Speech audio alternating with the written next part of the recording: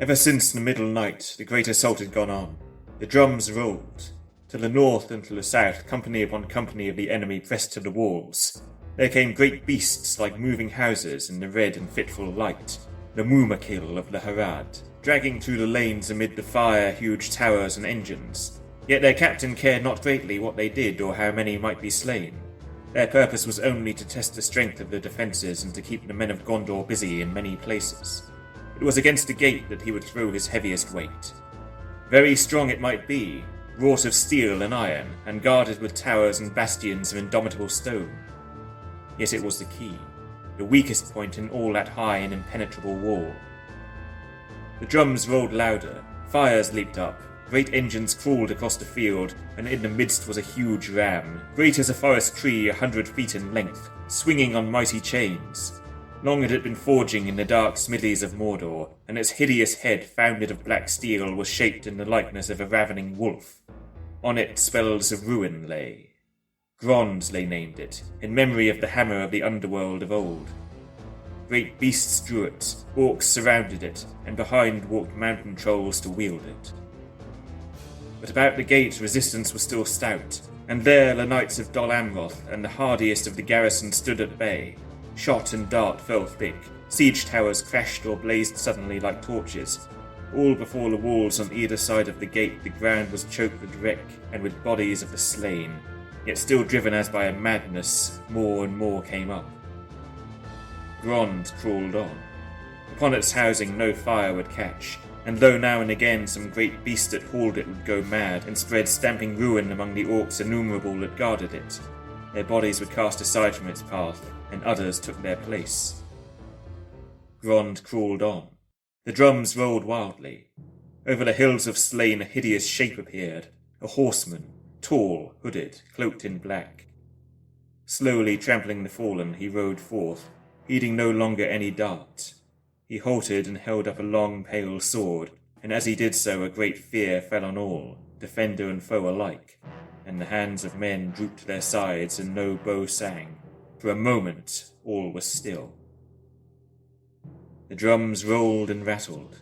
With a vast rush, Grond was hurled forward by huge hands. It reached the gate. It swung. A deep boom rumbled through the city like thunder running in the clouds, but the doors of iron and posts of steel withstood the stroke.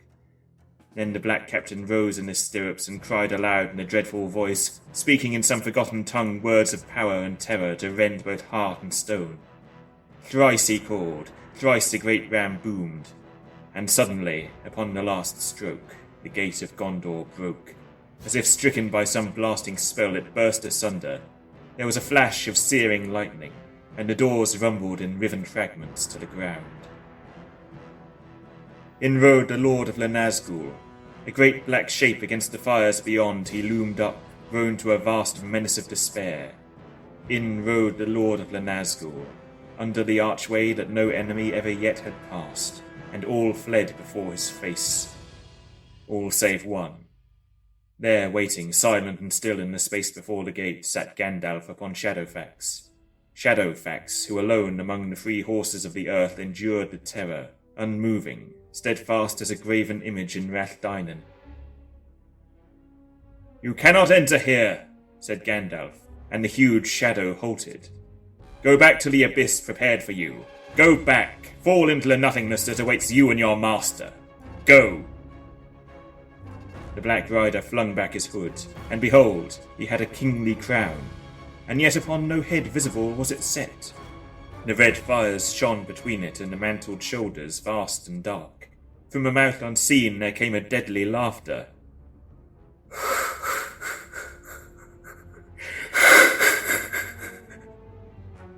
"Old fool," he said. "Old fool. This is my hour.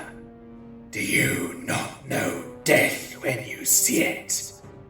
Die now, and curse in vain." And with that he lifted high his sword, and flames ran down the blade. Gandalf did not move. And in that very moment, away behind in some courtyard of the city, a cock crowed.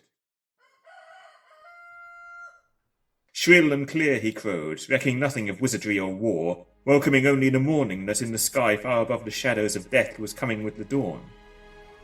As if in answer, there came from far away another note. Horns, horns, horns, and dark Mindaloon sides they dimly echoed, great horns of the north wildly blowing.